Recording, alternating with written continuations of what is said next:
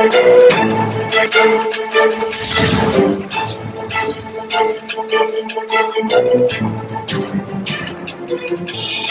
الله الرحمن الرحيم. موضوعنا maanta wuxuu noqonayaa xisaabtan la'aanta xagga dawladda ka jirta iyo yaabitaanka shacabku ee aadka uga yaaban yihiin maxaa kalifaya taas inaan dadka u yara bayaamino. inta badan shacabku yar yaaban yihiin baad moodaa oo waxa jira marka dadku ay yaabaan nin baa yidhi hashu maankayga gadama masaar bay laqday. marka waxa loo baahan yahay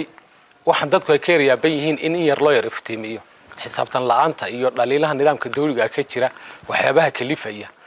jantar rogantan iyo waxyaabahan waxa keenaya. marka inaan dib wax ugu yara noqono nidaamkan dawliga maanta jira waa noocee qaab dhismeedkiisa inaan wax ka yar sheegno oo aan eegno sababaha kalifayeen la isla xisaabtamin waxay xudunta ku hayso. dawladdan maanta jirta waxay ka kooban tahay 3 qaybood. 3 qaybood oo dawladda federaalku ay isku soo dareen markii isbeddelku dhacay oo si kadis Cabdiile uu ku dhacay oo aan qorshaysnayn oo Cabdiile run ahaantii waan ka sheekayn doonaa waxyaabo fara badan laakiin imaka taa inaan ku sii dheeraado ma jecli. marka arrimahaasi si kadis u dhaceen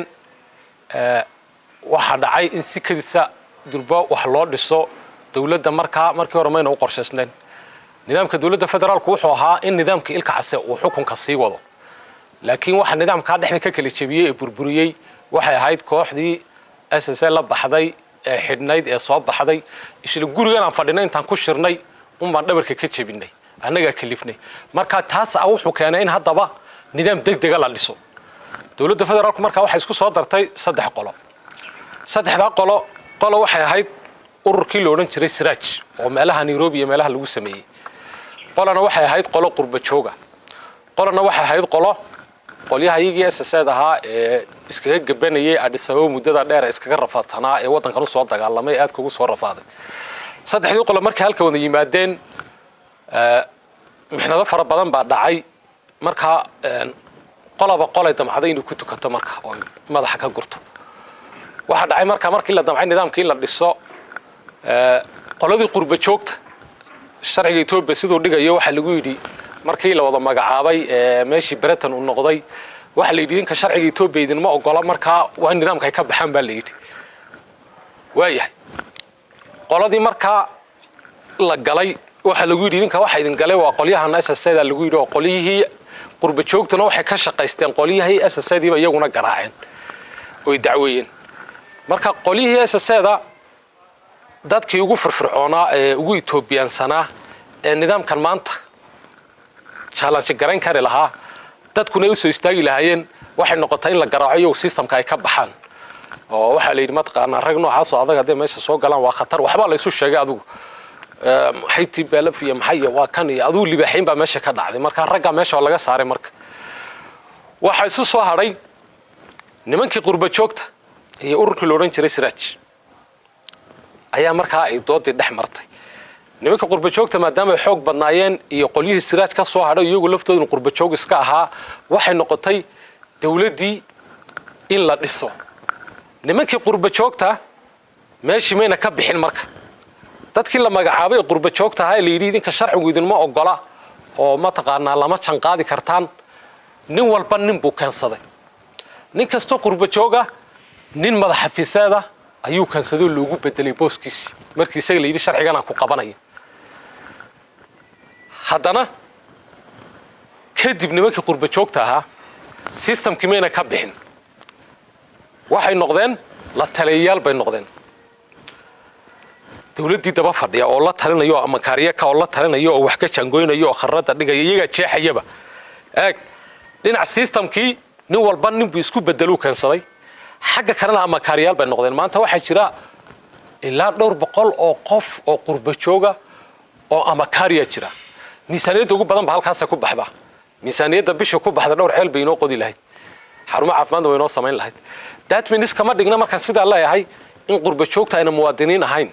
way yihiin dad fara badan oo qurba jooga oo sharfan oo iyagoo dibadda jooga dagaalamayay iyagoo halka yimaadana dagaalamayay way jiraan laakiin kuwaas systemka badankoodu kuma jiraan. nimankii waxa dhacay marka qolyihii Siraajna iyaguna dadkoodii bay listaan kuwa qurba joogta la diideen iyaguna qaar bay kansadeen. nidaamkan marka waxa la yidhi isbedelka waxa lagu samayn doonaa xisbiga marka la dhisayo ayaa la habayn doonaa baa liidhi xisbigiina waxay noqotoon isla qurba joogtoon inay dadkii haddana dhisatoon waxa la yidhi kaminaaga shafalka dambe lagu hagaajin doonaa kiina waxay noqotoon maadaama la xisaabtami karaynin oo awoodda cidda meesha fadhida waxa ku xog badan kuwan qurba joogto liid garaynaya waxay noqotay haddana kaminaageena inuu sidii u noqdoon marka nidaamka meesha dadku ka jahwareersan yahay dadkan systemkan maanta dhisan cidda xukunta cidda magacawdayba maba ahaba cid ka dambaysa oo xagga dambe fadhida weeyaan cidda la xisaabtami karta madaxabsaadku reportka ciduu u geynayo waa ciddii magacawday ee booska uga baxday isaga ee soo gelisay haddana waa amakaariga daba fadhiya ee mataqaanaa uu ku cabanayo caawa markaa ninka madaxabsaadka haddii dhibaato sameeyay la yidhaahdo la gilgilo ciduu ku cabanaya waayo waa ninkii keena un ninkii qurba joogtaa keena unbuu ku cabanaya un kii unbaa deetana cid la hadlaya cidda kale oranaya ninkii waa sideedda ninka faraha laga qaado bas faraha laga qaadaya marka meesha dawladdu ay ka regaadsan tahay ay ka dhaqaaqi laadahay ay waxba ka qabsoomi laayihiin systemkan dadka isu tagay ee noocaas ah weeyaan marka systemkan ciddii xukumi lahayd ciddan inoo muuqata ma aha cid aynaan arag oo ka dambaysa ayaa jooga oo buurta fadhida oo ku haraaraysan dadkan mas'uuliyiinta ee kale marka mas'uuliyadda maantu waa mid janta rogana mid shakhsi iyo laba midna ka go'da ma aha marka sidaa leeyahay shakhsi iyo laba kama go'do caadi ahaan in xisbi ka go'day ahayd oo la tashado laakiin xisbiga laftiisii yaa keensaday qurba joog baa keensatay kaminaga yaa keensaday qurba joog baa keensatay baartiga golaha dhexe ilaa gudi fulin waa qurba joog weeyaan wax alla waxa la taliya waa qurba joog weeyaan marka nidaamkan wuxuu u qufulan yahay nidaam qurba joog ayuu u qufulan yahay wax shacabku ay gacanta ku hayaan maaha marka adeeg xumi markaad aragtaan adeeg xumidiina la saxin 100 jeer baa qiimeyn la galaa waxa jira kan baa jira shacabka sababta dhig loogu dhigi laayahay dadkan ay ku cabanayaan ma ahaba dadka wuxuu qaban kara weligiin badhawaaqa dadkan ba ma aha dadka aynu ku cabanayno dadkan ma aha qof walba qof baa ka dambeeya xafiis walba nin baa keensaday inta waxa ka baxsan waxa weeyaan qof way jiraan qurba joogta inay keensanin kuwaasina maadaama kuwan kale waxba laga qabanin wixii uu isku wada lifaaqan yahay marka dhibkii inuu soconayaad moodaa ilaa iyo inta doorashada ka hadhay ee nidaam kale oo la isla kula xisaabtami karo iyo shuruuc ay ka imanaysa meesha marka qaynuunkanina xukuma iyo waxaan la cabaadayno meeshuu salka ku hayo dadkan ka soo jeeday kow dadkii wadankan dhibaatadu u soo gaadhay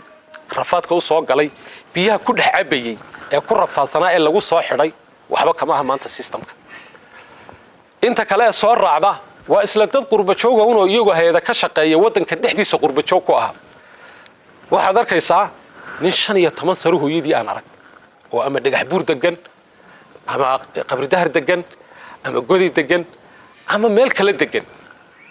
oo maanta markii aniga jeelka liiga soo daayay isku kol aan leenahay alla war wadankii ciideedii hooyo waaman oo hadan halkan jigjiga jooga ama Addis Ababa jooga oo $12,000 halka ku qaadanayay oo weligii wadankan dhagax kor ugu tuurin waxa kale kuwan soo raacana waa kuwa waxay isu yimid markaa dad aan lahaansho lahayn overall dad wadanka ka maqnaa oo waxba ka garanaynin iyo kuwa kale iyaga wadanka dhexdiisa jooga hadana wadanka ka maqnaa oo muwaadiniin ahayn oo wax alla wax wadanka ka quseeyo una jirin waxa jira dadka imika balu fiirso maanta systemka kuula jira badankiisa waa dad wadanku markuu yar hagaago ee la yiraahdo wadanka uu fiicnaadana intay soo ordaan bay imanayaan markaas ninkii hore soo joogay xagada biyaha ku qabsanay xabada litirka marka inuu kugu dirin waa inaad hood tiraahdo marka uu dhib yar dhacana hadii la isirgilgilo caawa garab casi wax la isaga yeero ama goofyada cas magaalada lagu soo radaayo halkan wajaalay ka wada wardayaan imika markaas oranayaan meeshu meel ma aha wadanku wadan ma aha meeshu magaalo ma aha markaana saasay oranayaan uma adkaysanayaan dhamaan imika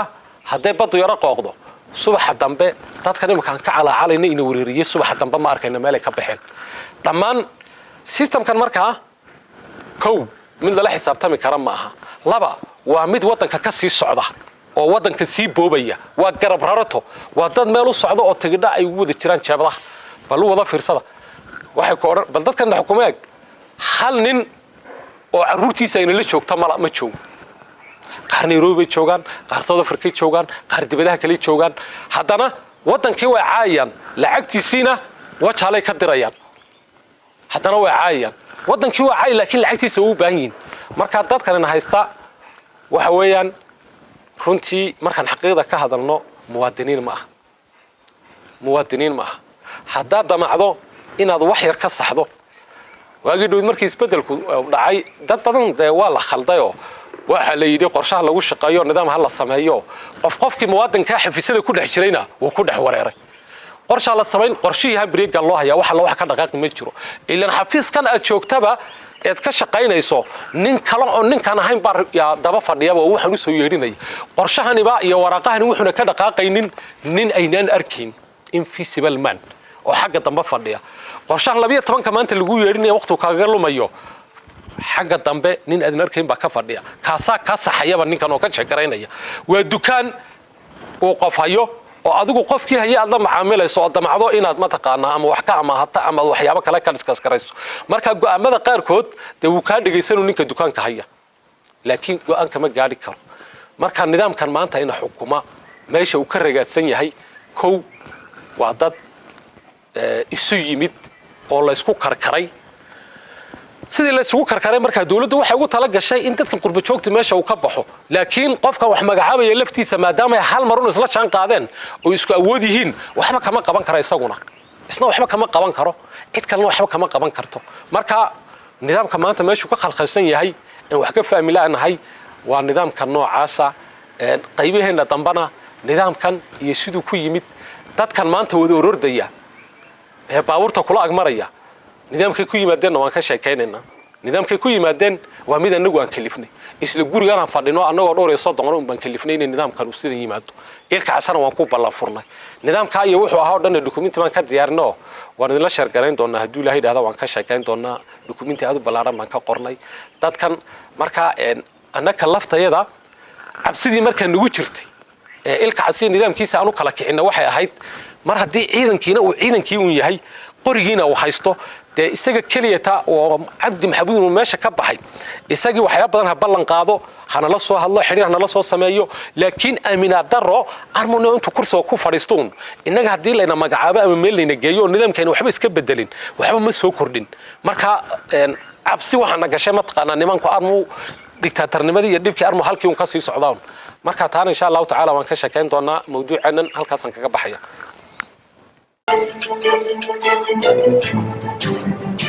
Thank you.